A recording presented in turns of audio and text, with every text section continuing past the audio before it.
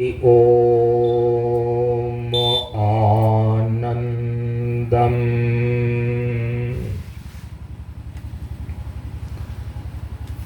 प्रशान्ति जीवन दर्शनम्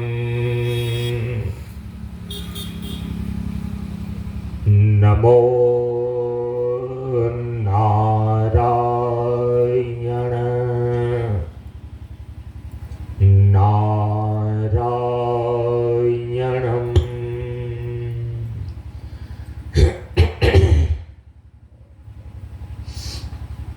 सनातन धर्म के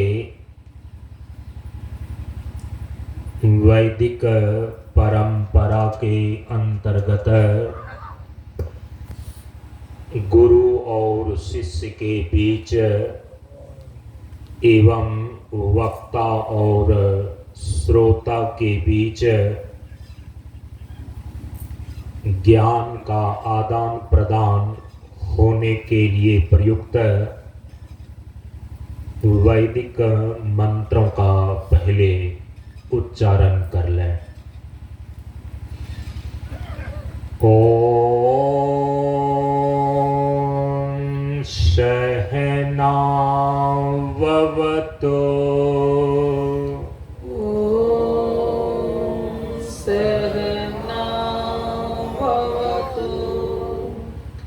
सहनौ भुनक्तु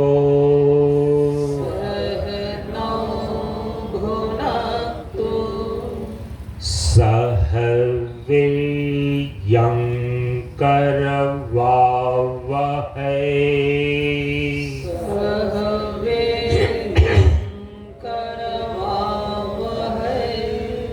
तेजस्विनावधीतमस्तु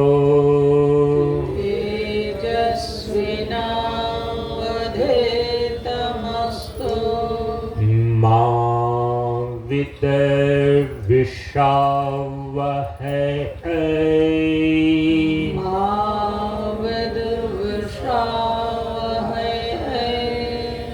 ओम शांति शांति शांतिः।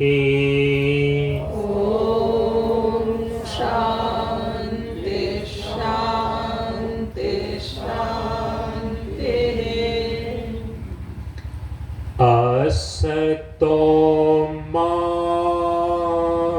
सद्गमय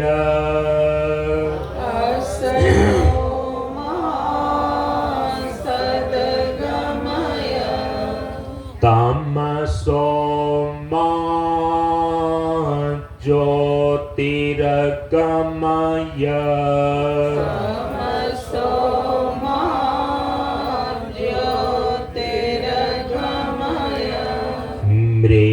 मृत्योर्मा अमृतमगमय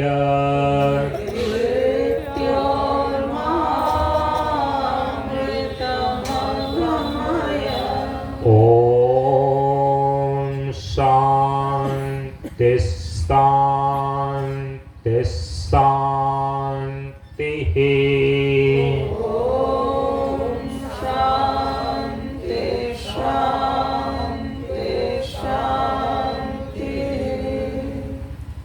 सभी लोग थोड़ी देर के लिए मौन एवं शांत रहें। सामूहिक ध्यानाभ्यास करें।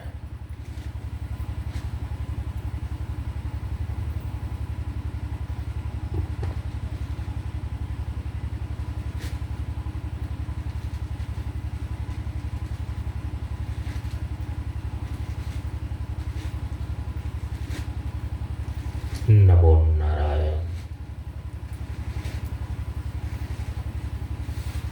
ब्रह्मानंदं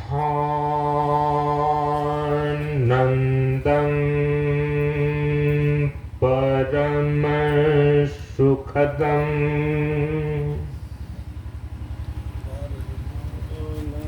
केवलं ज्ञानमूर्तिम्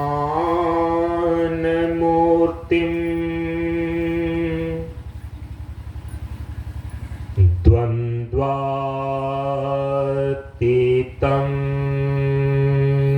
गगनसदृशम्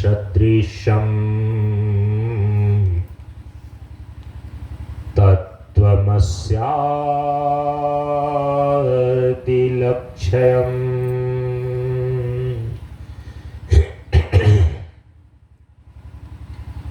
एकं नित्यं विमलमचलं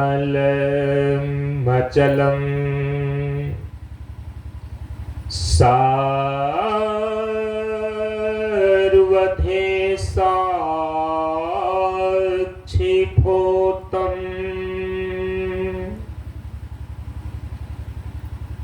भावातीतं त्रिगुणरहितं सद्गुरुं तं नमामि। सद्गुरुं तं नमामि।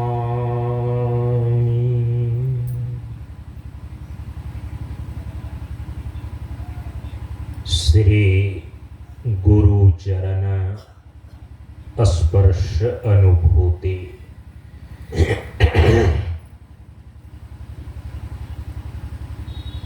ज्ञान मार्ग सत्संग के सानिध्य में उपस्थित श्रद्धालु सत्संग प्रेमियों, ज्ञान बढ़े गुणवान के संगत, ध्यान बढ़े तपस्वी संग किन्हा, बुद्धि विवेक विचार बढ़े संत सन्यासी सुसज्जन तिन्हा। इसलिए ज्ञानी पेधय ज्ञान से व्याधा बेधय तीर, सद्गुरु बेधय शब्द से भींगे सकल शरीर। प्रेमियों, हम सभी लोग कटिहार जिला अंतर्गत समेली प्रखंड के मलहरिया ग्राम में स्थित श्री अवधेश जी के द्वारा प्रस्तावित बाबा शांतानंद प्रशांत योग आश्रम की भूमि पर आयोजित 2 दिवसीय सत्संग कार्यक्रम के आज दूसरे दिन के सत्संग में प्रातःकालीन सत्र में उपस्थित हैं।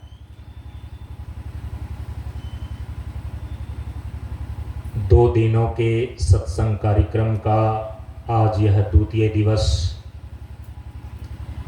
24 मार्च सन 2025 ईस्वी को प्रातःकाल सत्संग सत्र के रूप में उपस्थित है। हम सभी लोगों ने कल प्रथम दिन के प्रातःकालीन सत्संग सत्र में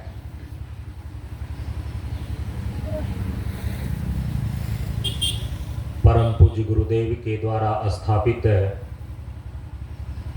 ज्ञान मार्ग सत्संग मंच की गतिविधियों पर प्रकाश डाला।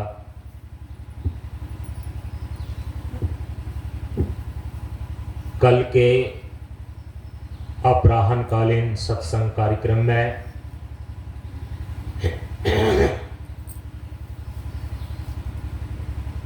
मलहरिया शब्द के द्विविध अर्थों पर विचार किया गया और उसी के संदर्भ में हम सभी लोगों ने यह विचार किया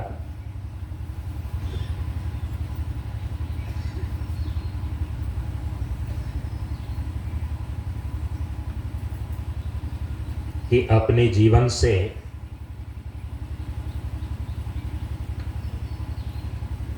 मल की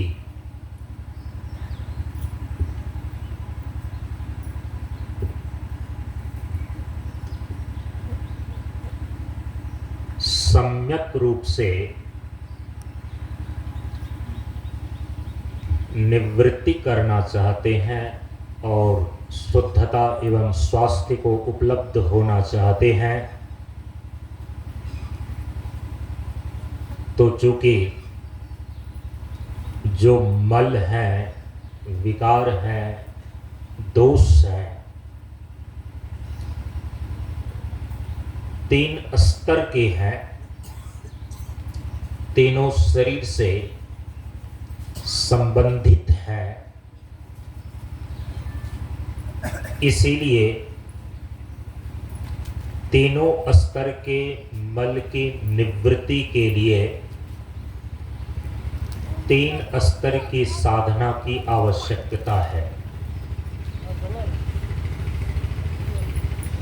जो साधना की त्रिवेणी में स्नान करता है वो अपने जीवन से त्रिविध मलों की निवृत्ति कर लेता है।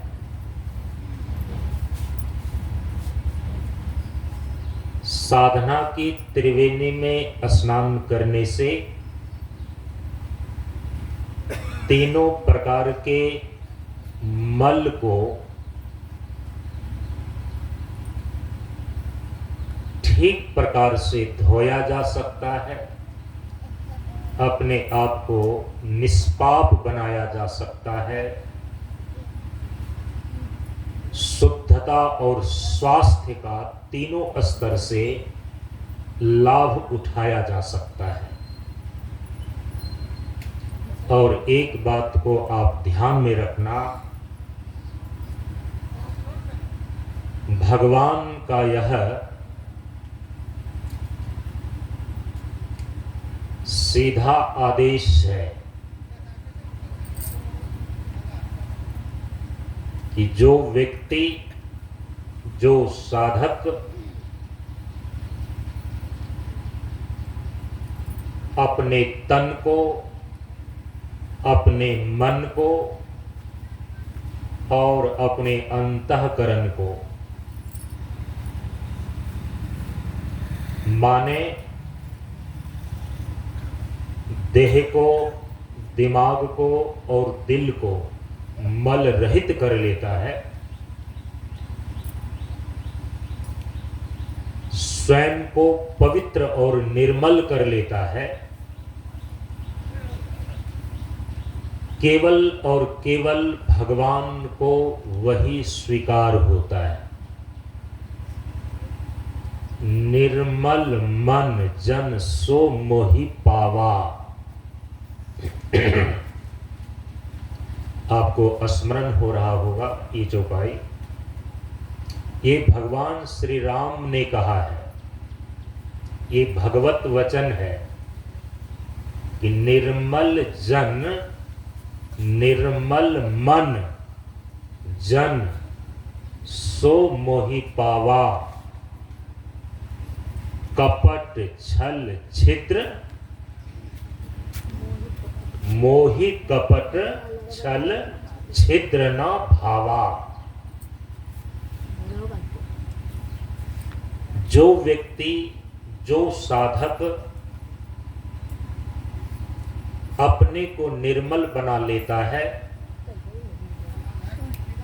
वही परमात्मा को प्राप्त करता है। ये स्वयं भगवान का वचन है। भगवान कहते हैं सो मोहि पावा, वही मुझे प्राप्त करता है।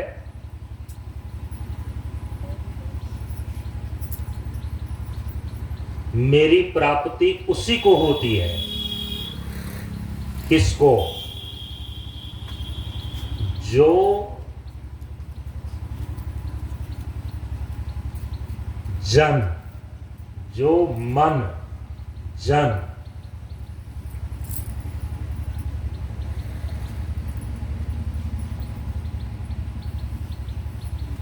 तीनों प्रकार के मल से रहित होकर के निर्मल हो गया है। इसके पीछे कारण क्या है?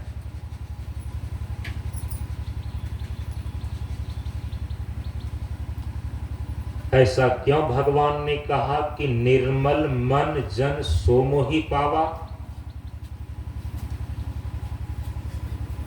जिसका मन पवित्र है, शुद्ध है, केवल वही मुझे प्राप्त कर सकता है, उसी को मैं प्राप्त होता हूं। भगवान ने ऐसा क्यों कहा? उपनिषद में इस बात की घोषणा की गई है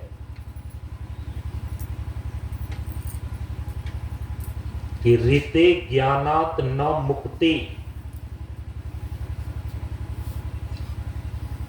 भगवान श्री कृष्ण ने अर्जुन को स्पष्ट रूप से समझा दिया,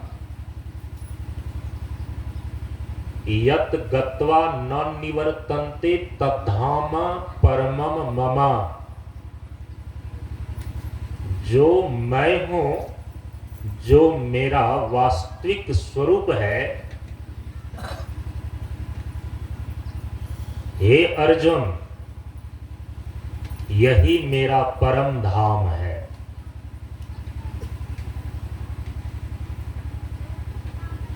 परमात्मा का जो वास्तविक स्वरूप है, उसी को परमात्मा का परम धाम बोलते हैं। भक्ति प्रस्थान के ग्रंथों का यदि आप अनुशीलन करें या संत महापुरुषों के मुखारबिंद से श्रवण करें, तो आपको पता चलेगा कि भगवान के द्वारा दो प्रकार की सृष्टि की रचना होती है। भगवान दो प्रकार की सृष्टि बनाते हैं। शास्त्र में उस द्विविध सृष्टि का नाम लिया गया। एक है जीवार्था सृष्टि और दूसरा है आत्मार्था सृष्टि। उसी को स्वार्था सृष्टि भी कई बार बोल देते हैं।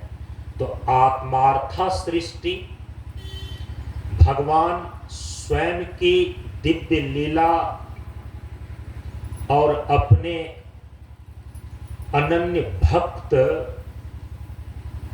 को आनंद प्रदान करने के लिए एक विशेष सृष्टि की रचना करते हैं। उसको कहा गया आत्मार्था सृष्टि। आत्म माने भगवान स्वयं के लिए जिस सृष्टि का निर्माण करते हैं, स्वयं के दिव्य लीला को संपन्न करने के लिए और अपने जो पार्षद, भगवान के जो पार्षद हैं, उनके जो अनन्य भक्त हैं, परमात्मा में आनंद प्रदान करने के लिए भगवान एक विशेष ही सृष्टि करते हैं स्वयं के लिए। शास्त्र में उसको कहा गया आत्मार्था सृष्टि। और दूसरी जो सृष्टि है वो है जीवार्था सृष्टि। जीवों को अभुक्त कर्म का फल भोग प्रदान करने के लिए भगवान जिस सृष्टि का निर्माण करते हैं उसको बोलते हैं जीवार्था सृष्टि। चूंकि जीव तो अविनाशी है, यह जीव इस शरीर के साथ बंधा हुआ है।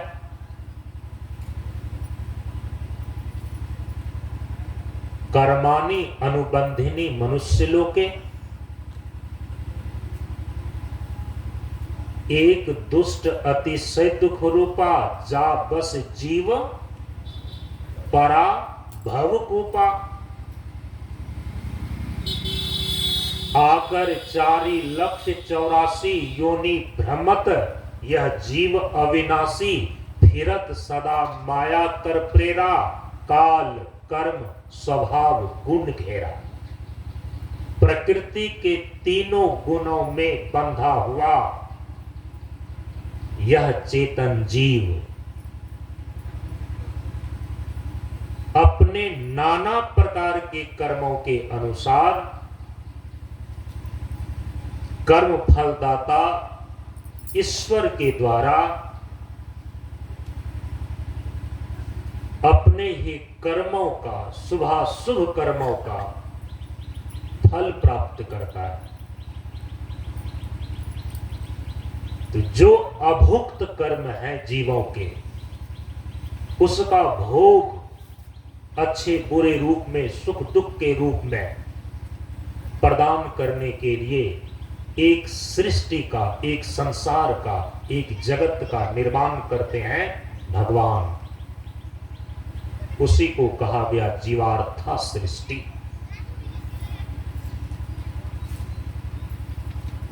जो आपने भक्ति शास्त्र में सुना है, वैकुंठ है, साकेत है, गोलोक है, ये जो भगवत लोक है, ये सारे के सारे भगवान के आत्मार्था सृष्टि के अंदर आते हैं। यहां भी जो भक्त पहुंच जाता है ना, वह संसार में दोबारा लौट करके नहीं आता। हां, कहां तक जाएगा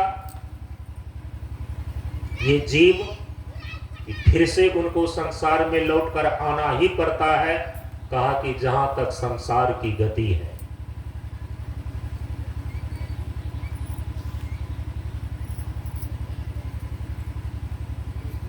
गो गोचर जहां लग मन जाई, सो सब माया जानेहु भाई।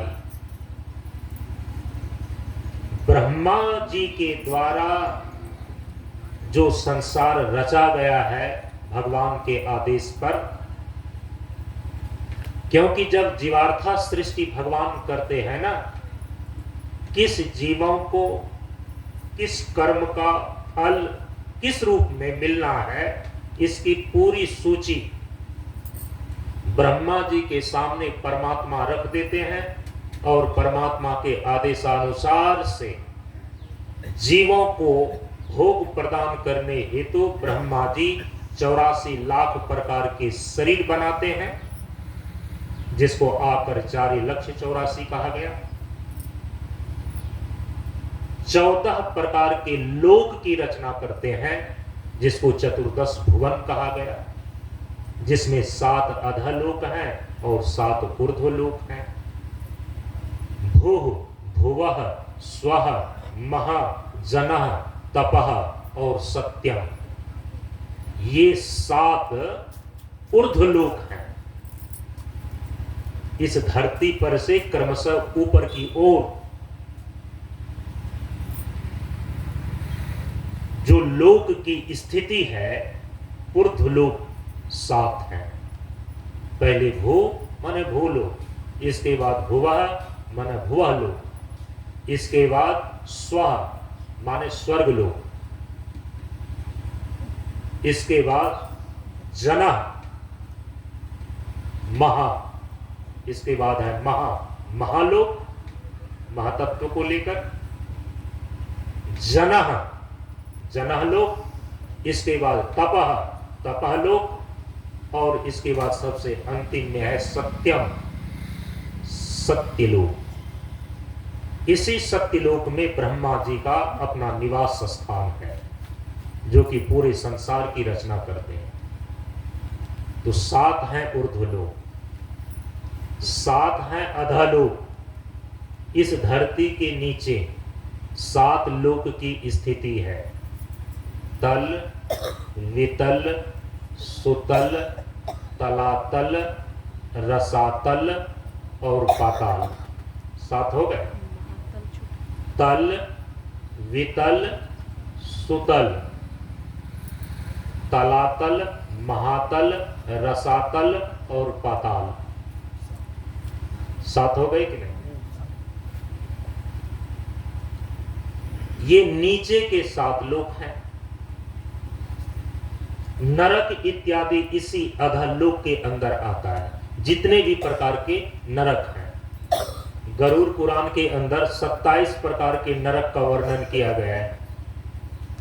और लोग आज भी गरुड़ पुराण को जब पढ़ते हैं ना, और उसमें स्पष्ट रूप से भगवान वेदव्यास ने लिखा है कि इस मर्त्यलोक में हे मनुष्य, जो तुम कर्म कर रहे हो उसकी सूची देख लो।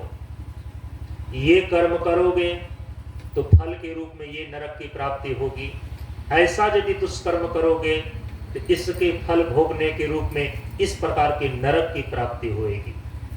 चोरी करते हैं, किस प्रकार की नरक की प्राप्ति होती है। हत्या कर देते हैं किसी की, तो किस प्रकार की नरक की प्राप्ति होती है। झूठी गवाही दे देते हैं, किस प्रकार की नरक की प्राप्ति होती है। तो कुल मिलाकर के 27 प्रकार के नरक का वर्णन गरुड़ पुराण में किया गया है। जो सनातन धर्म की परंपरा के अनुसार से आज भी श्राद्ध कर्म कराते हैं, तो ये प्रचलन है कि श्राद्ध कर्म में गरुड़ पुराण अवश्य सुनाया जाता है, ताकि उसी बहाने से सभी के सभी लोग अपने कर्मों के प्रति सतर्क हो जाएं कि यदि कहीं भूलवश भी ये बुरे और दुष्कर्म हो गए तो इन सारे नरकों को खेपना पड़ेगा, भोगना पड़ेगा। ये 27 प्रकार के जो नरक है ना, ये सभी अधोलोक के लोकों के अंतर्गत आ जाते हैं। तो कुल हो गए 14 लोक। इसकी संरचना करते हैं कौन? ब्रह्मा जी। तो जीवों को भोग प्रदान करने के लिए तो भोग स्थल, भोगने का जगह चाहिए ना। चाहे सुख दुख है, सुख भोगे चाहे दुख भोगे, तो भोगने के लिए तो जगह चाहिए, देश चाहिए। और इसके बाद दूसरी चीजें हैं कि भोग को भोगने के लिए भोगायतन चाहिए। शास्त्रीय शब्द है। भोगायतन का मतलब होता है उस भोग के अनुकूल तन, भोगायतन कहलाता है। जिस प्रकार का भोग होगा उसी प्रकार का तन उस जीव को दिया जाएगा, उसी प्रकार की योनि में उसको भेजा जाएगा, उसी प्रकार का उसको शरीर दिया जाएगा। तो शरीर को ही बोलते हैं भोगायतन।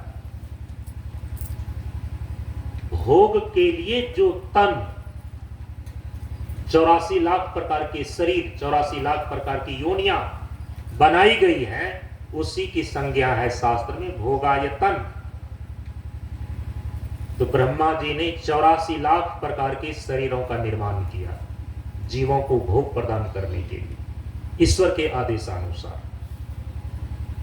ये सब जीवार्था सृष्टि के अंदर आता है। तीसरी चीज है भोग को भोगाने के लिए जो आवश्यक होती है उसको बोलता है भोग्य सामग्री।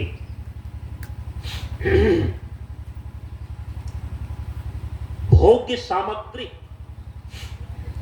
भोग्य सामग्री का मतलब है कि भोगने की वस्तु, भोगने की चीज, भोग के विषय। अब देवता को भोग जो प्राप्त होते हैं वह दिव्य भोग है। अब मर्त्यलोक में जो मनुष्य को सुख अथवा दुख भोगना पड़ता है ये तो मिश्रित है। मिश्रित का मतलब है कि सुख और दुख दोनों मिला हुआ है।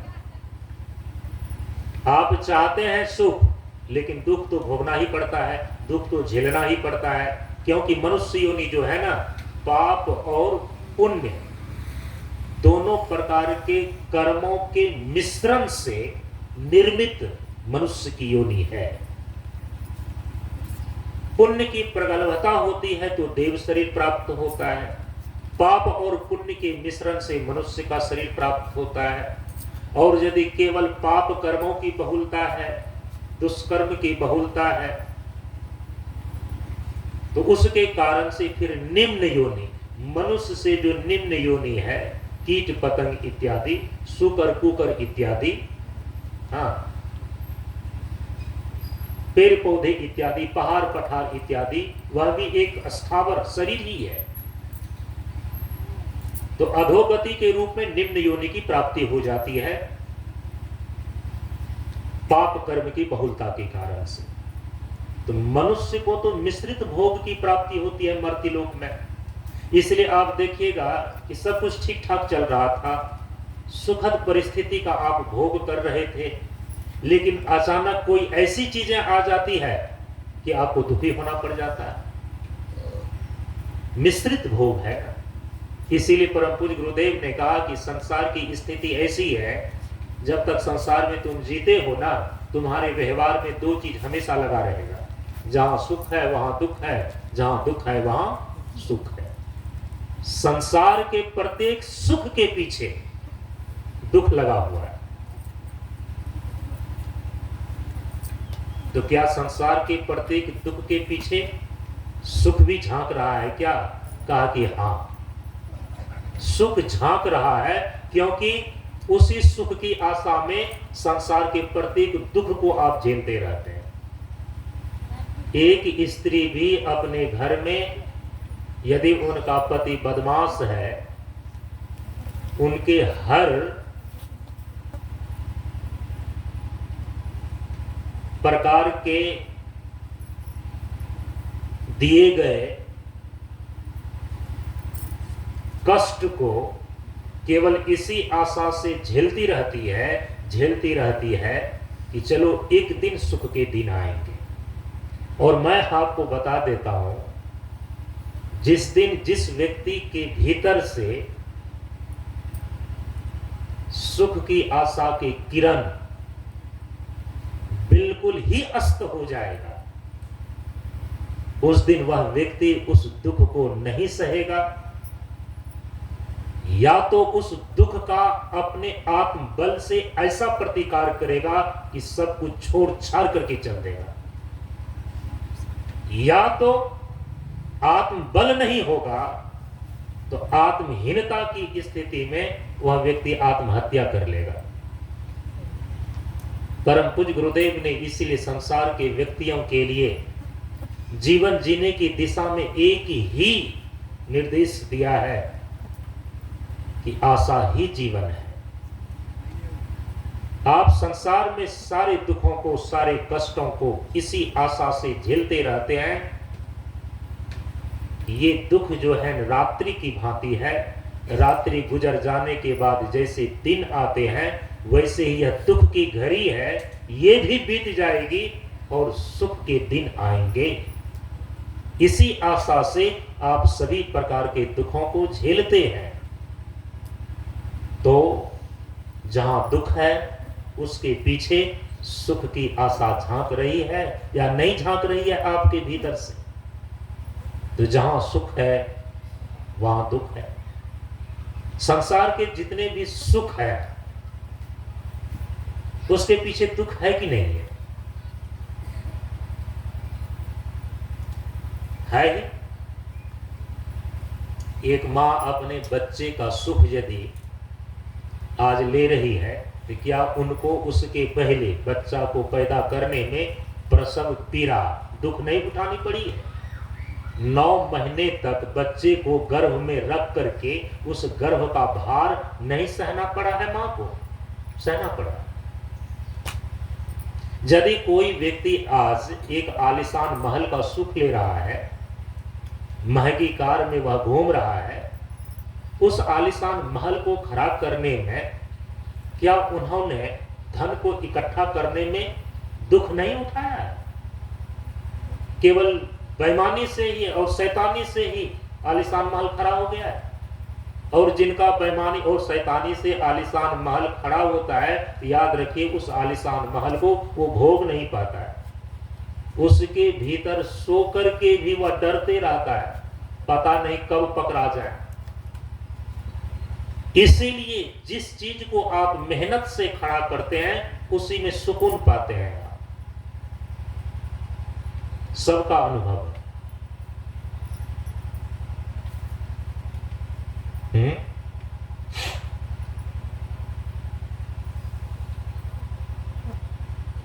मेहनत करने में तो दुख उठाना पड़ता है। क्या बिना दुख उठाए, कष्ट उठाए एक किसान खेती करके अन्न से अपना घर भर लेता है? तब वो आराम से बैठ करके खाता है। आराम से बैठकर खाता इसलिए है एक दिन कि उन्होंने कई दिन तक खेतों में काम किया है, दुख उठाया है। तो संसार के जितने भी सुख है ना, उसके पहले संसार के सुख को प्राप्त करने के पहले उतना दुख पहले ही चुका लेता है। जो जितना दुख कष्ट झेल करके सुविधाओं को, व्यवस्थाओं को खड़ा करता है, फिर उसको भोगता है वो सुख के रूप में। तो जहां सुख है संसार में, तो वहां दुख है उसके पीछे। और जहां दुख है उसके पीछे सुख की आशा की किरण भी झांक रही है। तो जहां दुख है वहां सुख भी है। ये मनुष्य तो मिश्रित योनि है, मिश्रित भोग ये प्राप्त करता है। और लेकिन जो निम्न योनि के जीव हैं, तो उनको तो कर्म करने की छूट भी नहीं है, पुरुषार्थ करने की छूट भी नहीं है। पशु पक्षी तो किसी से बंध करके प्रकृति के नियमानुसार ही चलता है और अपने भोग को भोगता है। कर्म की स्वतंत्रता भी उसमें नहीं है, क्योंकि निम्न योनि की प्राप्ति पाप कर्मों की बहुलता के कारण से हुई।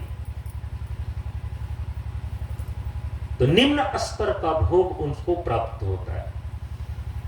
हाँ, यह अब अलग बात है, कोई कुत्ता पालने का शौकीन हो तो बाबू लोग आज कुत्ता को भी अपने पलंग पर बिठाकर बिस्कुट खिलाते हैं, वो कुत्ता का सौभाग्य। निम्न योनि में रहते हुए भी अब मनुष्य योनि में गरीब घर के बच्चे मनुष्य के शरीर में है, लेकिन वह दो दाने के लिए तरस रहा है, ठीक है। लेकिन एक ऐसा कुकर है, एक ऐसा सुकर है। कुकर माने कुत्ता, सुकर माने सुअर। अब उनका कुछ वैसा रहा होगा अपने जीवन का प्रारंभ कि बाबू लोगों के यहां पर वह पालतू पशु बन करके है, बिस्किट खा रहा है, शैम्पू से नहा धो रहा है। इसीलिए भोग को भोगने में एक जो चौथी चीजें होती है ना, उसको बोलते हैं प्रारब्ध। प्रारब्ध में यदि दुष्ट प्रारब्ध है तो मनुष्य के शरीर में रह करके भी हमें कई बार सुकर और कुकर से भी बदतर परिस्थिति को देखना पड़ता है। और कई बार यदि प्रारब्ध थोड़ा सा अच्छा है तो एक सुकर और कुकर भी बाबू लोगों के यहाँ पर चाय और बिस्किट पा जाते हैं। आलीशान महल में, एयर कंडीशन मकान में रहने का भी वो सुविधा पा जाते हैं, ऐसा देखा जाता है। तो एक चौथी चीज हमारे यहाँ पर भोग को लेकर के निर्धारित की गई, भोग काल। भोग्य सामग्री के बाद आता है भोग काल। कब तक उस भोग को भोगने की आयु निर्धारित की गई है। इसीलिए सामान्य भाषा में आप सभी लोग बोलते हैं, अरे जब तक इस दुनिया में दाना पानी लिखा हुआ है ना, तुम कुछ भी कर लो, तुमको यहां रहना ही पड़ेगा। अब सोचिए ना, कोई रेल दुर्घटना और वायुयान की दुर्घटना होने पर भी बच जाता है। अब मैंने सुना कि एक आदमी खाट पर से नीचे गिरकर मर गया। अब सोचिए, आपने नहीं सुना है क्या? हमने तो सुना है। और मेरे पास आए एक आदमी, कहा कि क्या हुआ भाई, रात में खाट पर सो रहे थे, नीचे गिर गया तो पूरा ये हाथ ही टूट गया। एक आदमी को मैंने देखा कि करीब करीब 70 फीट ऊपर वृक्ष से गिर गया, तार के पेड़ से, मेरे आश्रम के बगल में पासी था, ताड़ी उतार रहा था, फिसल गया, बाल बाल बच गया, कुछ नहीं हुआ। अरे 70 फीट ऊंचे तार के पेड़ से नीचे गिर गया, कुछ नहीं बिगड़ा। एक आदमी का देखिए कि खाट पर से नीचे गिरा तो उसका हाथ टूट गया। तो कई बार ऐसा देखा जाता है कि हवाई जहाज के दुर्घटना में व्यक्ति बच जाते हैं, ट्रेन दुर्घटना में व्यक्ति बच जाते हैं, और कोई साइकिल से गिर करके मर जाता है। क्या कहिएगा इस? तो जब तक उस व्यक्ति का इस दुनिया में दाना पानी लिखा हुआ है, उनकी आयु बच रही है, वो बचेगा। और जिस दिन आपको यहां से जाना है ना, तो 7 महल के भीतर भी रहेंगे तो खाट पर सोए सोए ही आपको यमराज लेकर चला जाएगा, कोई रक्षा नहीं कर सकेगा। आएगा बुलावा तो जाना पड़ेगा। और आगे क्या पंक्ति है भजन? सब कुछ छोड़ के जाना पड़ेगा, ठीक है। तो आएगा बुलावा तो जाना पड़ेगा। एक होता है भोग काल। वो भोग काल आयु के रूप में जो निश्चित कर दी गई है ना, कई बार आदमी कहता है हे भगवान हमको यहां से उठा लीजिए। अरे कैसे उठा लेंगे भाई? आपका भोग काल जब तक पूरा नहीं हो जाता है तो भगवान भोगाने के लिए तो शरीर दिया है आपको। जब तक वो भोग पूरा नहीं हो जाता, भोग काल पूरा नहीं हो जाता, तो आपके छटपटाने से कुछ नहीं होगा। तो क्या करेंगे? थायमेट खा करके मर जाए, आत्महत्या करके मर जाए, तो और आपकी दुर्गति हो जाएगी, आत्मा अनगति जाए। भोग काल, अच्छे सुख के भोग भी यदि हैं तो आपको वो भोगना ही पड़ेगा, आप उसको छोड़ करके नहीं जा सकते। बुरे दुख का भोग काल यदि निश्चित है प्रारब्ध के रूप में, उसको भी आपको भोगना ही पड़ेगा, उसे आप बच नहीं सकते। बुरे कर्म के भोग काल जो निश्चित थे रावण के जीवन में,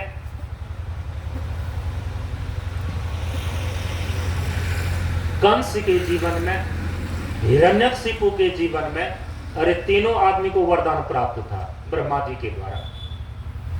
भोगना पड़ गया कि नहीं पड़ गया? औरों की क्या गिनती कहिए। ये रावण, कौरव, कंस, हिरण्यकशिपु जिनको वरदान मिला हुआ था, लेकिन जो भोग काल उनका निश्चित कर दिया गया था, उनको भी अपने कर्मों का फल भोगना पड़ा दुख के रूप में, मृत्यु को देखना पड़ा। जिस रावण के चलने से धरती कांपती थी, सोची। जिस हिरण्यकशिपु को वरदान प्राप्त था कि न रात में तुम्हारी मृत्यु होगी न दिन में, न कोई नर मार सकेगा तुमको और न वह नर मार सकेगा, नर से इतर, न घर के अंदर मरोगे न घर के बाहर मरोगे, न जल में मरोगे न थल में मरोगे। सोचो, अमरता का वरदान प्राप्त किया था तपस्या करके। और दैत्य लोग यदि तपस्या करते भी है ना और प्रसन्न होकर के आते हैं भगवान यदि वरदान देने के लिए, तो यही अलग अलग चीज मांग लेता है, हम अमर हो जाएं, कभी शरीर ही न मरे। तो महात्मा लोग तो कहते हैं कि जब तक तुम शरीर में रहोगे ना, तुम दुख से नहीं छूट पाओगे।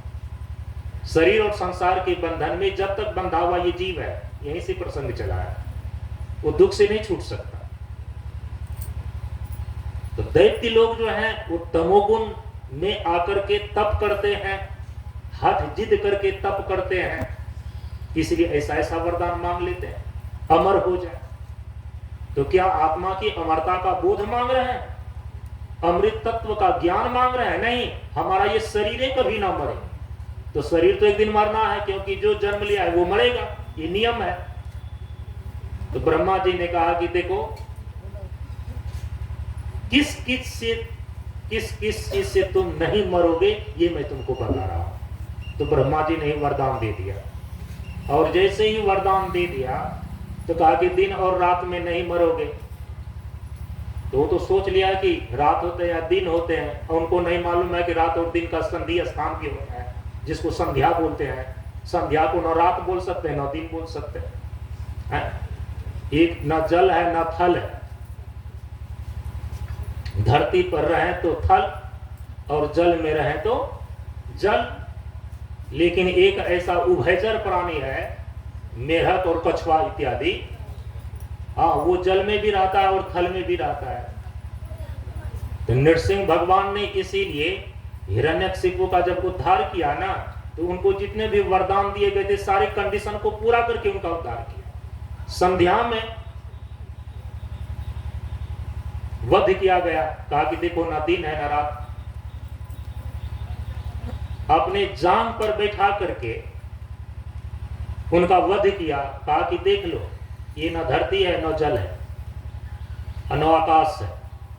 भगवान ने अपनी जांग पर लेकर के हिरण्यकशिपु का वध किया, कहा कि मेरे स्वरूप को देख लो, न ये नर है न वानर है, न नर है न जानवर है, क्योंकि पूरा का पूरा नीचे का शरीर पुरुष का था, मनुष्य का था, और ऊपर जो है मुख था केवल सिंह का। इसीलिए बोलते हैं नर सिंह, आधा नर आधा सिंह। वरदान ये भी प्राप्त है हिरण्यकशिपु को कि न तुम अस्त्र से मरोगे न शस्त्र से मरोगे। वाह, न अस्त्र से न शस्त्र से। तो न अस्त्र का प्रयोग किया न शस्त्र का प्रयोग किया। नरसिंह भगवान ने क्या किया, अपने ही नख से उसके आंत को फाड़ दिया।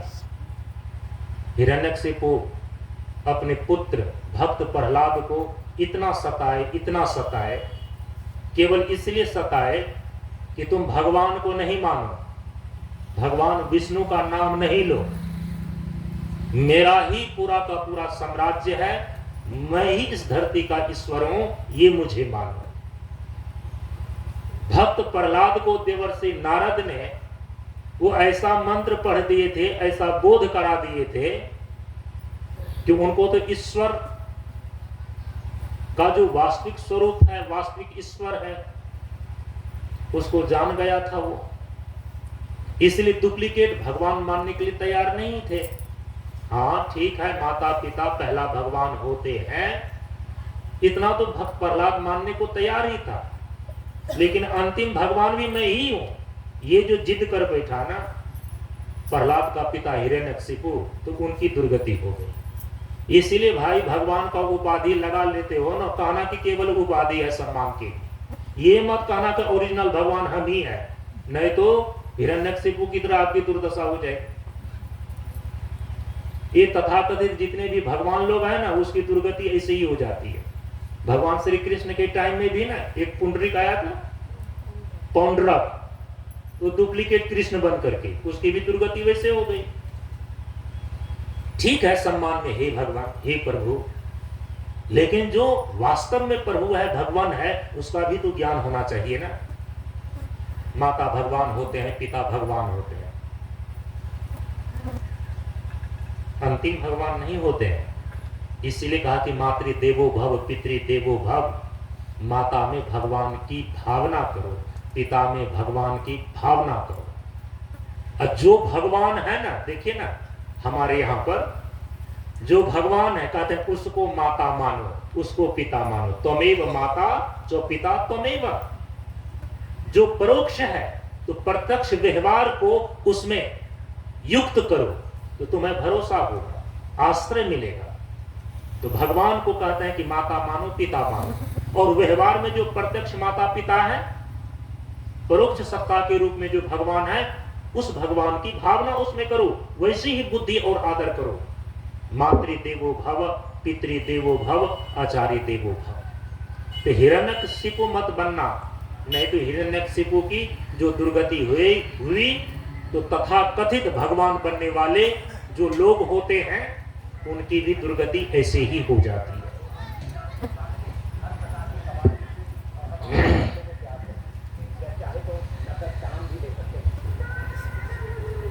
भोग काल,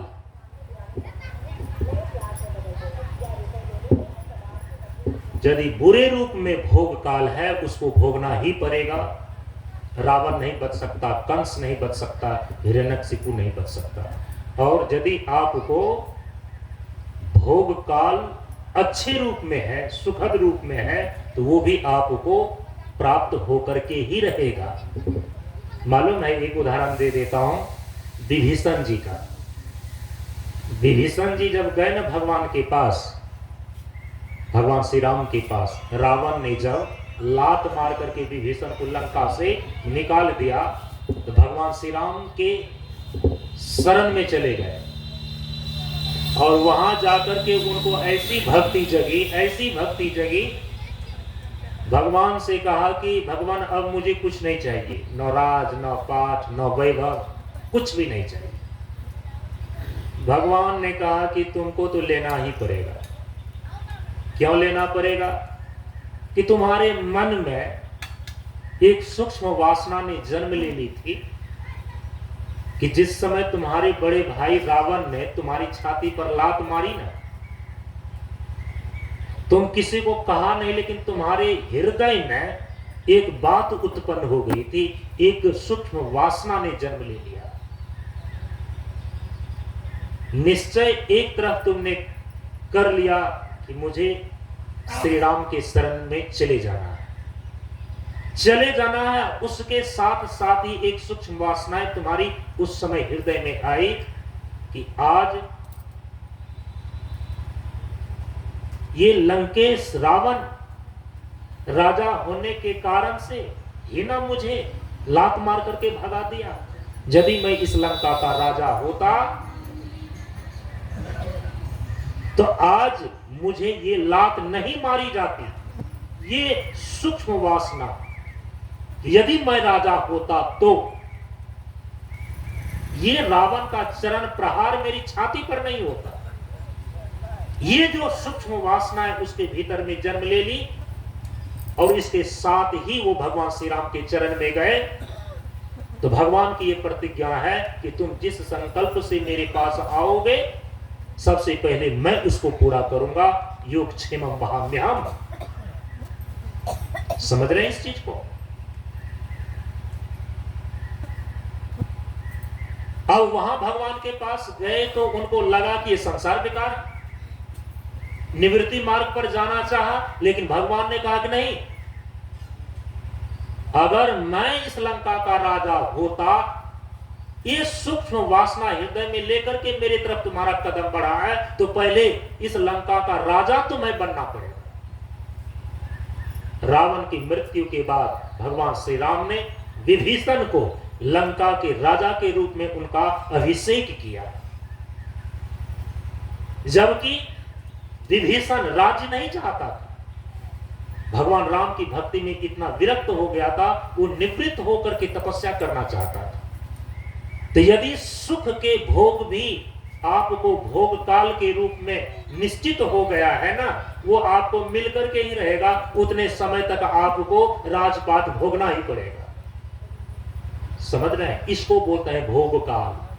तो जीव को जो भोग प्राप्त होता है ना, तो उसमें ये चार चीजें आकर के जुड़ जाती हैं, चार चीजें आवश्यक हो जाती है। एक है भोगायतन, माने भोग को भोगने के अनुकूल तन, शरीर, योनि। दूसरा जो चीज है वो है भोग स्थल, भोग भूमि, भोगने का जो स्थान है वो चाहिए। उसी को शास्त्र में कहा गया है लोक। भोग विशेष स्थान को ही लोक की संज्ञा देते हैं शास्त्र में। और तीसरी जो चीज है वो है भोग्य सामग्री। जैसे कि स्वर्ग में देवता लोग तो अमृत का पान करते हैं, अब मर्त्य लोक में मिश्रित पान करते हैं। मिश्रित पान तो समझ ही रहे होंगे ना आप लोग। अरे मिश्री पान नहीं, मिश्रित, मिला हुआ।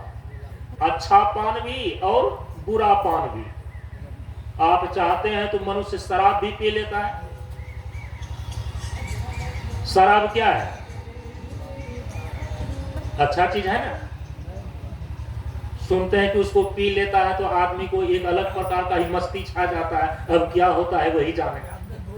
हम लोग तो प्रशांत नाम का प्याला पी ले। परम पूज्य गुरुदेव ने कहा कि अरे शराब रात पियोगे, नशा सुबह उतर जाएगी। प्रशांत नाम का प्याला पी ले, सारी जिंदगी सुधर जाएगी। इसीलिए तो हम लोग सुबह उठ उठ करके भोरे भोरे प्रशांत नाम का प्याला पीते हैं। प्रशांत नाम का प्याला पी ले तो कभी प्रशांत नाम का भी प्याला पीते हैं और कभी शराब नाम का भी प्याला पी लेते हैं। मनुष्य तो करता है ऐसा। कभी कभी क्या करते हैं, फूलों का, फलों का अमृत रस पान करते हैं और कभी भी सड़ा हुआ ही आब माने पानी, शराब पीते हैं। शराब, सड़ा हुआ आब, आब माने पानी। मनुष्य तो दोनों को पी रहा है ना। अच्छा पानी भी पी रहा है, बुरा पानी भी पी रहा है। फल फूल का रस भी वो पान कर रहा है और शराब का भी वो पान कर रहा है। वो मिश्रित पान कर रहा है। लेकिन स्वर्ग में जो भोग प्राप्त है, भोग की सामग्री है, वो केवल वहां पर अमृत ही अमृत, दिव्य रस है वहां पर। और फिर जो निम्न योनि है ना, अब निम्न योनि में अब यदि वृक्ष के शरीर में चला गया, अब उस वृक्ष को पीने के लिए आप क्या देते हैं? मिनरल वाटर डालते हैं क्या वृक्ष के जड़ में? जितना खराब पानी होता है दे दो गाछ में। अब उसमें जाकर के क्या अच्छा अच्छा भोजन डालते हैं? अरे जितना भी पशु का पखाना विष्टा होता है, गोबर, वही तो वृक्ष के जड़ में जाकर के डाल देते हैं। कछुआ है, मछली है, ये सब क्या खाता है नदी में? पखाना ही तो खाता है, खार खकार ही तो खाता है। देखिए उनका भोजन कैसा है। कुकर और सुकर का भोजन प्रिय कौन है? विष्टा है, उनको उसी में रुचि है। तो जो निम्न योनि है उनके लिए निम्न भोग की सामग्री है, भोगने की चीज। जो मिश्रित योनि मनुष्य है उसके लिए तो मिश्रित पान है। लेकिन जो दिव्य योनि देवता लोग हैं उसके लिए तो दिव्य भोग सामग्री है। तो भोग की सामग्री भी 3 स्तर के हो जाते हैं। तो भोग की सामग्री होनी चाहिए भोग के लिए। और जो चौथी चीज मैंने आपको बताया वो है भोग काल। जैसा प्रारब्ध है उसके अनुसार से जितना भोगने का काल, समय, आयु निश्चित कर दी गई है, आप कुछ भी कर लीजिए, आपको उतना काल तक सुख व दुख भोगना ही पड़ेगा। यह है जीवार्था सृष्टि, भगवान के द्वारा बनाया गया। लेकिन भगवान अपनी लीला को करने के लिए जो स्वयं के लिए दिव्य लीला संपन्न करने के लिए सृष्टि बनाते हैं, उसको आत्मार्था सृष्टि बोलते हैं। उसी में साकेत, गोलोक इत्यादि ये सब धाम है। एक तो ये धाम है भक्ति प्रस्थान में। भगवान श्री कृष्ण क्या कह रहे हैं? तद्धाम परमम मम, वह मेरा परम धाम है। कौन? यद गत्वा न निवर्तन्ते, जहां जाकर के यह जीव फिर वापस नहीं आता है। तो यहां पर प्रश्न उठता है कि भक्ति प्रस्थान में ये साकेत, गोलोक इत्यादि जो बनाए गए हैं, क्या वहां से भी फिर संसार में आना पड़ता है भक्त लोगों को? जो अनन्य भक्त होते हैं, भगवान के द्वारा जो बनाई गई सृष्टि है, ब्रह्मा की सृष्टि से अलग सृष्टि है उनकी। ब्रह्मा की सृष्टि का प्रलय हो जाता है, साकेत, गोलोक इत्यादि नित्य लोक है, उसको भी भगवत धाम की संज्ञा दी गई है। वहां से भी ये जीव संसार में वापस नहीं आते। फिर दोनों में अंतर क्या है? तो भगवान ने गीता में ही स्पष्ट कर दिया है कि हे अर्जुन, जो मुझ ईश्वर का वास्तविक स्वरूप है वही मेरा परम धाम है। और जो इस चीज को जान लेता है वो मेरा ज्ञानी भक्त है। भक्त तो सब है मेरे। एक आर्त भक्त है जो दुख के मारे मेरे शरण में आता है और दुख को दूर करने की वस्तु मांगता है। उनको लगता है कि घर नहीं है, द्वार नहीं है, कपड़ा नहीं है, बेटा नहीं है, बेटी नहीं है, इस कारण से हम दुखी हैं। तो हे भगवान यही चीज हमको दे दो। तो ये आर्त भक्त की पुकार है और भगवान उनकी भी पुकार को सुन करके उनके दुख को दूर करने के लिए वही चीज उनको दे देते हैं। अर्थार्थी भक्त है जो चाहता है कि हमको इस सामग्री के कारण से, इस पद प्रभुत्व और प्रतिष्ठा की कमी के कारण से शायद मैं दुखी हूं, उनको पद प्रभुत्व और प्रतिष्ठा दे देते हैं, अर्थ व्यवस्था दे देते हैं। तीसरा है जिज्ञासु भक्त। भगवान कहते हैं कि जिज्ञासु भक्त वो है जो इतनी समझ रखता है, इतना विवेक रखता है। अभी पूनम दीदी से आपने सुना ना विवेक के ऊपर, इतना समझ आ गया है उनको कि संसार की जितनी भी वस्तुएं हैं ना उसमें जीवन का समाधान नहीं है। संसार की जितनी भी व्यवस्थाएं हैं ना, यहां तक कि स्वर्ग तक में समाधान नहीं है, क्योंकि स्वर्ग वो स्वल्प अंत दुखदायी। इतना उनको विवेक आ गया है, इतनी समझ उसकी पक्की हो गई है। कितना विवेक और समझ उसको कैसे आया है? साधना करने से और सत्संगति से, क्योंकि बिनु सत्संग विवेक न होई। त्याग विवेक अभेद रहे जब आपन जीवन साधन की न। तो साधना के अभ्यास से भी विवेक जागृत होता है, बुद्धि में वो प्रकाश आता है कि सत्य और असत्य को सही ढंग से समझ सके। और सत्संग के प्रभाव से जब आपका विचार उन्नत होता है, संत महापुरुषों की वाणी का श्रवण करते हैं, रोज यहां से बोलते हैं बुद्धि विवेक विचार बढ़े। कैसे? संत सन्यासी सुसज्जनते। तो बिनु सत्संग विवेक ना हो तो इतना उसके पास समझ, इतना उसके पास विवेक आ गया है कि संसार के विषय में, संसार की व्यवस्था में जीवन का समाधान तो नहीं है। अब वो गुरुजनों की कृपा से, सत्संग के प्रभाव से ये समझ गया है कि जब भी हमारे जीवन का समाधान होगा, जीवन से दुख की निवृत्ति होगी, वह तो केवल और केवल परमात्मा की भक्ति से, परमात्मा की प्राप्ति से होगी। अब इसीलिए वो परमात्मा को जानने की इच्छा रखने लगता है। अब वो मोक्ष की इच्छा अपने भीतर रखने लगता है। तब उसको बोलते हैं जिज्ञासु भक्त। जो परमात्मा को जानना चाहता है, मोक्ष को प्राप्त करना चाहता है, ऐसी इच्छा वाले भक्त को जिज्ञासु भक्त कहते हैं। लेकिन जो परमात्मा के वास्तविक स्वरूप को जान गया, जो ब्रह्म और आत्मा का वास्तविक स्वरूप जान गया, तो हमारे उपनिषद के तत्वदर्शी महापुरुष कहते हैं कि ब्रह्म जानाति ब्रह्ममैव भवति। ब्रह्म को जानने वाला तो ब्रह्म स्वरूप ही हो जाता है, क्योंकि जीवो ब्रह्म न अपरः। ब्रह्म सत्यम जगत मिथ्या, जीवो ब्रह्म न अपरः। जीव तो परमार्थ रूप से ब्रह्म ही है, जिसको कि परम पूज्य गुरुदेव ने प्रार्थना की पहली पंक्ति में बताया कि परम प्रभु स्वज्ञान जी का जीवन होवे ज्ञान। इस जीव का परमार्थ स्वरूप परम प्रभु परमात्मा परब्रह्म है।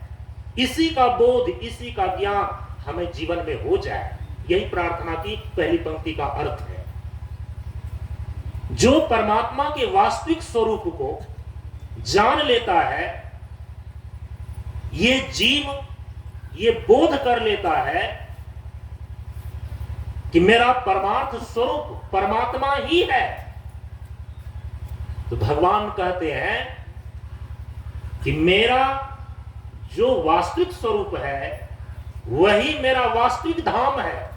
केवल शब्द दिया गया है वहां पर धाम। धाम माने परमात्मा का वास्तविक स्वरूप। जो इसको प्राप्त कर लेता है ना, वो ज्ञानी भक्त है। और ज्ञानी भक्त भगवान कहते हैं हमारे भक्तों की श्रृंखला में सबसे श्रेष्ठ है। तो रीते ज्ञानात्मा मुक्ति। इसीलिए कहते हैं कि जो परमात्मा के ज्ञान को प्राप्त कर लेता है, यह जीव अपने परमार्थ स्वरूप ब्रह्म का ज्ञान प्राप्त कर लेता है, केवल और केवल वही आत्यांतिक मोक्ष को उपलब्ध होता है। यत गत्वा न निवर्तन्ते, फिर वह संसार में दोबारा नहीं लौटता। यह ज्ञान आपको कैसे प्राप्त होगा? ये परमार्थ ज्ञान, परम तत्व ब्रह्म और आत्मा का ये ज्ञान कैसे प्राप्त होगा आपको? परमात्मा का धाम में आप कैसे पहुंचेंगे? परमात्मा का धाम माने परमात्मा का वास्तविक स्वरूप। तो परम पूज्य गुरुदेव ने आपको निर्देश कर दिया है, केवल आपका ध्यान जाना चाहिए। समय भी आगे जा रहा है, जल्दी मैं अपनी वाणी को समेटता हूं। परम पूज्य गुरुदेव कहते हैं कि पाचन सांच होने से ज्ञान अभ्यास हो जाता है।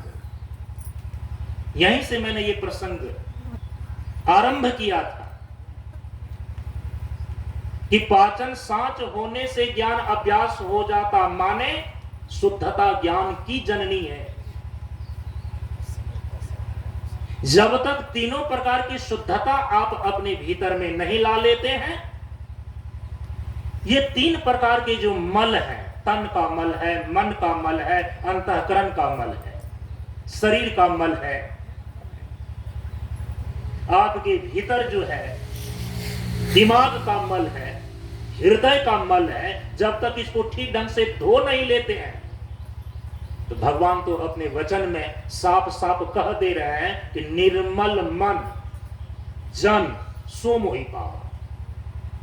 जो तीनों प्रकार की शुद्धियों को धारण करके निर्मल हो जाएगा, केवल वही मुझे प्राप्त करेगा। क्योंकि परमात्मा का जो वास्तविक स्वरूप है वो तो इस जीव का परमार्थ स्वरूप है। परमात्मा का वास्तविक स्वरूप ही इस जीव का परमार्थ स्वरूप है, इस जीव का वास्तविक स्वरूप है। और उस ज्ञान को प्राप्त करने के लिए इसीलिए परम पूज्य गुरुदेव सिद्धांत के रूप में निर्देश कर रहे हैं तत्व गुण वंदना के अंदर कि पाचन सांच होने से ज्ञान अभ्यास हो जाता। इसीलिए मल हरिया, मल का हरण कर दीजिए, मल का हरण हो जाए, मल को धो दीजिए। और मल को धोने के लिए जो साधन बताए गए हैं, कल मैंने आपको संकेत कर दिया है। जो साधना की त्रिवेणी में स्नान करता है ना, साधना की त्रिवेणी का मतलब होता है जहां साधना की तीन प्रकार की धाराएं आकर के मिलती हैं, जिसके जीवन में समायोजित होती हैं, उसको बोलते हैं साधना की त्रिवेणी। पिछले जगह 50वां मंच पर उनके वार्षिकोत्सव में साधना की त्रिवेणी पर चर्चा करके आए। अभी अभी जो 2 दिनों का भंगा में सत्संग का कार्यक्रम हुआ, वहां पर आध्यात्मिक त्रिवेणी पर चर्चा करके आए। ये 2025 ईस्वी त्रिवेणी प्रधान ही विचार रहेगा, क्योंकि 2025 ईस्वी में 144 वर्ष के बाद तीर्थराज प्रयाग में महाकुंभ उपस्थित हुआ। और उसी महाकुंभ के अवसर पर सरकारी आंकड़े के अनुसार से 66 करोड़ व्यक्ति ने अमृत स्नान का लाभ लिया है। अमृत स्नान करने पर शास्त्र में बताया गया है कि फिर उनकी मृत्यु ही नहीं होती है।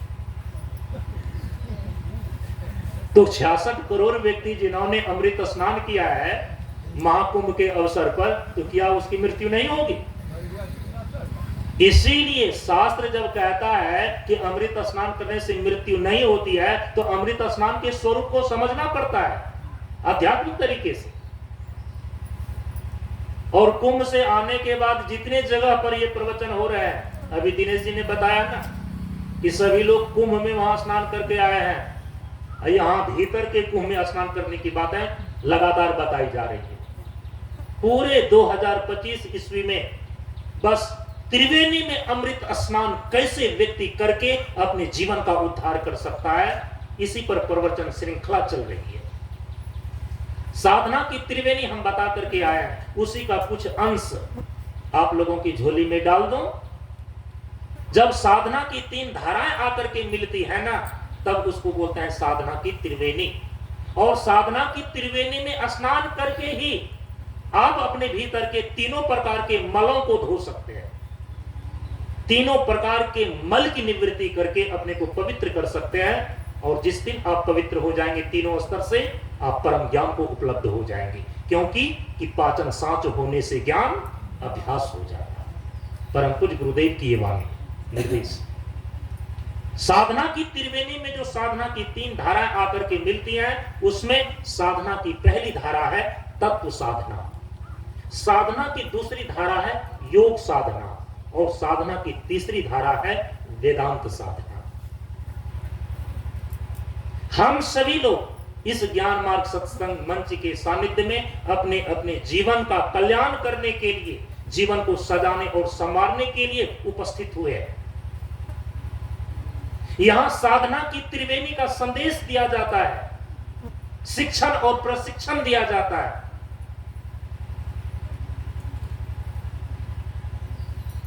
अभी आपने कुछ देर पहले सुना प्रशांत योगाश्रम। परम पूज्य गुरुदेव के नाम से जहां भी भूमि हमें मिली है, वहां पर जो केंद्र और आश्रम का निर्माण हुआ है, वहां का मैंने नाम ही रखा है उस आश्रम का, बाबा शांतानंद प्रशांत योगाश्रम। कहीं लिखा हुआ है शांतानंद मिशन प्रशांत योगाश्रम, कहीं लिखा हुआ है बाबा शांतानंद प्रशांत योगाश्रम। क्या है प्रशांत योग? पिछले 7 वर्षों से, और खास करके जब परम पूज्य गुरुदेव की 75वीं वर्षगांठ 2023 ईस्वी में बाबा शांतानंद हीरक जयंती महोत्सव के रूप में मना रहे थे, उस समय इस चीज को बड़ा हाईलाइट किया मैंने। इस पर तो पूरी की पूरी एक पुस्तिका ही लिखी जा चुकी है, प्रशांत योग। जैसे आपने नाम सुना है राजयोग, जैसे आपने नाम सुना है हठ योग, जैसे आपने नाम सुना है कर्मयोग, उसी प्रकार से ये है एक प्रशांत योग। क्या है ये प्रशांत योग? हम किसको बोलते हैं प्रशांत योग? परम पूज्य गुरुदेव बाबा शांतानंद जी महाराज के द्वारा इस जीवन का कल्याण प्राप्त करने के लिए जितनी भी साधना पद्धतियां बतलाई गई है, जितनी भी साधना की विधियां बतलाई गई हैं, उन समस्त साधना विधियों को हम एक शब्द में प्रशांत योग बोलते हैं। क्या बोलते हैं? प्रशांत योग। और इस ज्ञान मार्ग सत्संग प्रशांत जीवन दर्शनम बैनर के तले जो भी अपने जीवन को सजाने और संवारने के लिए एकत्रित होते हैं, ऐसे जन समूह को हम पुकारते हैं प्रशांत परिवार के नाम से। और ये केवल मैं अपने मन ग्रंथ बातें नहीं बोल रहा हूं। परम पूज्य गुरुदेव हिमालय प्रस्थान करने के पूर्व कुछ बातों को अपनी डायरी में लिखे, और मुझे दुख के साथ कहना पड़ेगा यहां पर, वो अंतिम लिखी गई डायरी अभी उपलब्ध नहीं है। कुछ लोगों ने देखा, कुछ लोगों ने पढ़ा, और बाबा के द्वारा हस्तलिखित डायरी, दुर्भाग्य है हम लोगों का कि हम ही लोगों की नासमझी के कारण से जो लोग उसमें उपस्थित थे, मैं तो वहां नहीं था, शांति स्थल में जल करके राख हो गए। परम पूज्य गुरुदेव 2 मिनट मौन रहने के पश्चात उन्होंने कहा, अंतिम समय में मैंने अपने जीवन के वे अनुभव और अपने व्यक्तिगत जीवन के विषय में वो चीजें लिखी थी जो कि दोबारा नहीं लिखी जाएगी। तुम लोगों की वसीयत और विरासत थी इसमें, जो जल करके राख हो गई।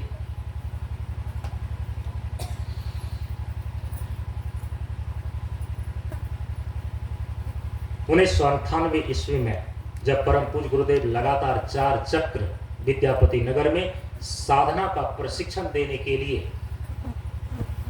रहे, वहां भी उन्होंने एक मोटी सी कॉपी में अपने चिंतन को लिखा। कई जगह मैं बोला हूं और यहां भी बोल देता हूं, अच्छा है कि YouTube चैनल के माध्यम से ये बातें हर जगह पहुंच जाए। हम ब्रह्मचारी लोगों ने तो उस डायरी को उतारा ही उतारा है। उनकी मूल प्रति नवोत्साह मंच के श्री रणधीर जी के पास हो। कई बार मैंने उनसे संपर्क करने की कोशिश करी कि एक बार फिर उस डायरी का उसमें कुछ चीजें देखी जाए, लेकिन फिर संपर्क नहीं हो सका। देखिए, बाबा की सामग्रियां यत्र तत्र बिखरी पड़ी हुई है। अब वो समय आ गया है, लोगों को चाहिए कि बाबा की वाणियों को एकत्रित करके, उसको संकलित करके परम पूज्य गुरुदेव के वचनामृत का रूप दिया जाए। जैसे रामकृष्ण वचनामृत है, रामकृष्ण ने जो जो भी वचन कहे थे आज उनकी वचनामृत के रूप में उनकी वाणी उपलब्ध है। जहां जहां भी उनके द्वारा लिखी गई डायरिया हैं, चिंतन है, उनको यदि संकलित कर दे तो बाबा शांतानंद का वचनामृत निकल सकता है, बड़ा लाभ होगा सबको। उसमें लिखा है गुरुदेव की इच्छा, उसमें लिखा हुआ है गुरुदेव का मूड, गुरुदेव का शौक, ऐसे ऐसे टॉपिक उसमें लिखे हैं। लेकिन जब शांति स्थल बाबा पहुंचे तो वहां पर गुरु के पहले शब्द उन्होंने जोड़ दिया प्रशांत गुरु, प्रशांत गुरु। आज भी आप जाएंगे ना शांति स्थल में, आपको लिखा हुआ पढ़ने को मिलेगा प्रशांत गुरु बाबा। और यहां तक कि अंतिम समय में परम पूज्य गुरुदेव ने कहा कि जब भी मंच स्तरीय या साधनात्मक कार्यक्रम आरंभ करोगे ना, उसमें 3 उद्बोधन होगा। और वो 3 उद्बोधन क्या क्या होगा? श्री सद्गुरु महाराज की जय। दूसरा उद्बोधन प्रशांत गुरु बाबा की जय। तीसरा प्रशांत जीवन दर्शनम। ये बाबा के द्वारा उद्बोधन करने के लिए निर्धारित किए गए शब्द हैं, पंक्ति है। इसलिए हम लोग साधना का आरंभ करें चाहे प्रवचन का आरंभ करें, यहीं से इस उद्बोधन के साथ आरंभ होता है। तो प्रशांत गुरु, प्रशांत आश्रम, प्रशांत योग, प्रशांत परिवार, ये परम पूज्य गुरुदेव का निर्देश है। जब योग ही कर रहे हैं तो परम पूज्य गुरुदेव के द्वारा बताई गई जितनी भी साधना पद्धति है तो प्रशांत परिवार के लिए वो प्रशांत योग है। क्या है वो? प्रशांत योग। यदि साधना की त्रिवेणी के आधार पर देखें तो प्रशांत योग क्या है? प्रशांत योग है साधना की त्रिवेणी। परम पूज्य गुरुदेव ने जितनी साधना पद्धतियां बतलाई है ना, उसकी 3 धाराएं, और उसी को साधना की त्रिवेणी बोलते हैं। तो प्रशांत योग है साधना की त्रिवेणी, जिसमें साधना की 3 धाराएं आकर के मिलती हैं। एक है तत्व साधना, दूसरा है योग साधना, और तीसरा है वेदांत साधना। वेदांत साधना को ही दूसरे शब्दों में अद्वैत साधना या अभेद साधना कहा जाता है। ये तीनों प्रकार की साधना के संबंध में क्या परम पूज्य गुरुदेव ने कुछ उपदेश में निर्देश दिए हैं क्या? हाँ, दिए हैं। मैं आपको थोड़ा सा दृष्टि में दे दूं। तत्व साधना को लेकर के, तत्व साधना की धारा को लेकर के परम पूज्य गुरुदेव ने अपने उपदेश में इस प्रकार से निर्देश दिया कि पंच तत्वों का समुचित प्रयोग और सभी इंद्रियों का संतुलित उपभोग स्वास्थ्य और शांति प्रदान करता है। योग साधना के संबंध में परम पूज्य गुरुदेव ने तत्गुण वंदना के अंदर यह स्पष्ट निर्देश किया है कि जीवन धाराएं चलें साधन संयम योग से। और जो वेदांत साधना है, जिसको अद्वैत साधना या अभेद साधना कहते हैं, इसके संबंध में भी निर्देश तत्गुण वंदना के अंदर पाया जाता है कि त्याग विवेक अभेद रहे जब आपन जीवन साधना की। तो परम पूज्य गुरुदेव के द्वारा जीवन का कल्याण प्राप्त करने के लिए जितनी साधना की पद्धतियां उन्होंने बतलाई है, सिखाई है, हम प्रशांत परिवार के लोग उनको प्रशांत योग का नाम देते हैं, प्रशांत योग के नाम से जानते हैं। तो प्रशांत योग है क्या? ये साधना की त्रिवेणी है, जिसमें साधना की 3 धाराएं आकर के मिलती हैं। 3 प्रकार की साधनाएं जिसके जीवन में समायोजित हो जाएं तो समझ जाना कि आप साधना की त्रिवेणी में स्नान कर रहे हैं। तत्व साधना, योग साधना और वेदांत साधना। इसी तीनों प्रकार की साधना से जो आपके अंदर तीनों प्रकार के मल निवृत्त होंगे, धुल सकेंगे। तो कल मैंने आपको बताया ना, शरीर के मल को धोने के लिए 3 साधना के सूत्र। सूक्ष्म शरीर, दिमाग का मल जो भोग के रूप में है, इसको धोने के लिए साधना के 3 सूत्र। और जो कारण शरीर में शोक रूपी मल है, इसको धोने के लिए साधना के 3 सूत्र। तो कहेंगे एक के सूत्र से काम नहीं चल सकता है क्या? त्रिवेणी में 3 चीज होती है, त्रिभुज में 3 भुजा होती है, तब वो पूर्ण होती है। एक भुजा को हटा देंगे तो त्रिभुज नहीं कहलाता। तो परम पूज्य गुरुदेव ने कहा कि जीवन एक त्रिभुज है, इसमें 3 भुजाएं हैं, कर्म ज्ञान भक्ति। साधना की 3 धाराएं हैं इसमें, तत्व साधना, योग साधना और अद्वैत साधना माने वेदांत साधना।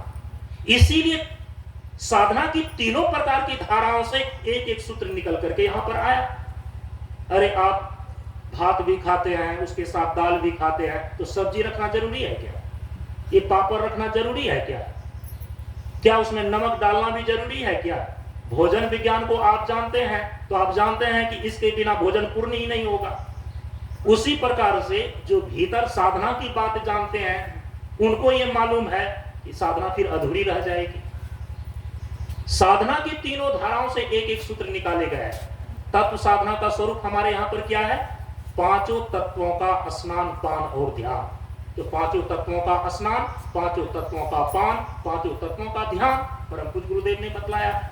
योग साधना के अंदर योग की यों तो 8 अंग हैं। महर्षि पतंजलि के द्वारा जो योग सूत्र दर्शन के रूप में लिखे गए हैं, लेकिन परम पूज्य गुरुदेव ने तीनों शरीर के आधार पर योग के प्रमुख 3 अंग ही निर्धारित किए।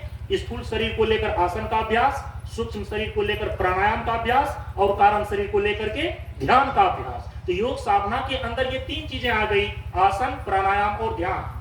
तत्व साधना को लेकर के 3 चीजें आ गई, 3 विधियां आ गई। 5 तत्वों का स्नान, 5 तत्वों का पान और 5 तत्वों का ध्यान। जो वेदांत साधना है ना, तो वेदांत साधना के अंदर भी 3 चीजें आती है, और वो 3 चीजें हैं, एक दार्शनिक धरातल पर है और एक व्यवहारिक धरातल पर है। जो दार्शनिक धरातल पर जिसका सूत्र, जिसका निर्देश सीधे श्रुति में आया है, दर्शन में आया है, आत्मा वारि द्रष्टव्य, श्रोतव्य, मंतव्य, निधिध्यासितव्य, तो वेदांत साधना में 3 उनकी प्रक्रियाएं हो जाती हैं। एक है श्रवण, दूसरा है मनन और तीसरा है निधिध्यासन। उसी को यहां पर सामान्य शब्दों में व्यवहारिक धरातल पर बोलते हैं सेवा, सत्संग और स्वाध्याय। अब यदि साधना की 3 धाराओं से एक एक सूत्र को आप निकाल लें, तो स्थूल शरीर के मल को, स्थूल शरीर का मल है रोग, तो स्थूल शरीर का जो रोग रूपी मल है, इसको धोने के लिए अब देखिए साधना की 3 धाराओं से 3 सूत्र निकल करके आ जाएंगे। कल मैंने आपको बताया है, आज तो मैं बता रहा हूं ये रहस्य, ये सूत्र आया कहां से। साधना की त्रिवेणी से एक एक सूत्र निकल करके 3 सूत्र आए हैं। स्थूल शरीर का मल जो रोग है, इसको धोने के लिए साधना के 3 सूत्र कल बता करके आए हैं। कौन कौन? पहला 5 तत्वों का स्नान, दूसरा योगासन और तीसरा सेवा, निष्काम सेवा।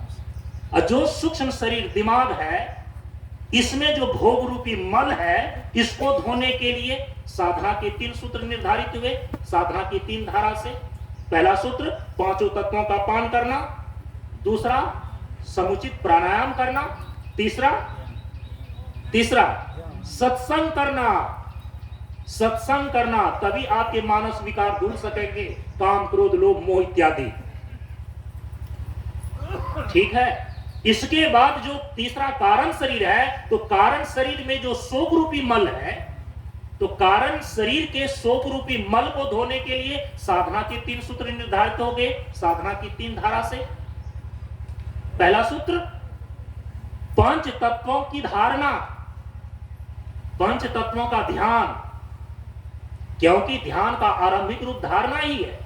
इसके बाद अष्टांग योग के अंदर चित्त वृत्ति का निरोध पूर्वक जो ध्यान किया जाता है, जहां पर हम देहगत चेष्टा का निरोध करते हैं, प्राणगत चेष्टा का निरोध करते हैं, मनोगत चेष्टा का निरोध करते हैं, मनोवृत्ति, चित्त वृत्ति, बुद्धि वृत्ति, अहम वृत्ति का निरोध करते हैं, ये वाला ध्यान, जो कि कल मैंने आपको 5 कोषों के आधार पर सुंदर ध्यान बतलाया।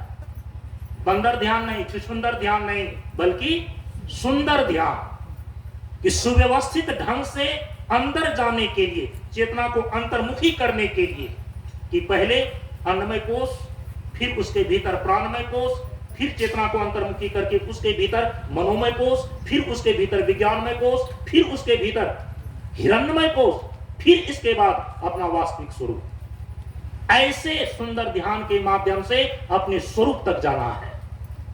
शून्य बराबर सत्य है निराकार में, आप यहां तक पहुंचना है, तब सदाशील कल्याण है, करता है निस्तार, जीवन का कल्याण हो गया। ये सुंदर ध्यान। इसके बाद जो तीसरा सूत्र आपको बतलाया गया, वो तीसरा सूत्र था स्वाध्याय। स्वाध्याय का मतलब होता है संत वाणी का अनुशीलन करना, सद शास्त्रों का, आध्यात्मिक शास्त्रों का पठन पाठन करना। नहीं पठन पाठन कर पाते हैं तो आप श्रवण कीजिए, दूसरे से सुनिए, 20 मिनट तक अवश्य ही किसी न किसी सद शास्त्र को आप पढ़िए अवश्य, या तो सुनिए। इसको बोलता है स्वाध्याय। ये जो तीनों प्रकार के मल को धोने के लिए साधना के 3-3 सूत्र निकल करके आए, ये कहां से निकल करके आए, ये आज आपके ध्यान में दिया। ये साधना की त्रिवेणी से आया, तत्व साधना से आया, योग साधना से आया और वेदांत साधना से आया। क्योंकि समय बहुत आगे जा रहा है, शेष चर्चाएं इसके आगे के क्रम को हम अपराह्न काल के सत्संग में रख सकेंगे। अभी अपनी वाणी को अब यहीं पर विराम देते हैं। परम पूज्य गुरुदेव के श्री चरणों में नमन करते हुए आप सबों को एक साथ नमो नारायण। ओम पूर्णमदः पूर्णमिदं पूर्णात् पूर्णमुदच्यते पूर्णस्य पूर्णमादाय पूर्णमेवावशिष्यते। ओम शांति शांति शांति। हरि ओम। श्री गुरुभ्यो नमः। हरि ओम।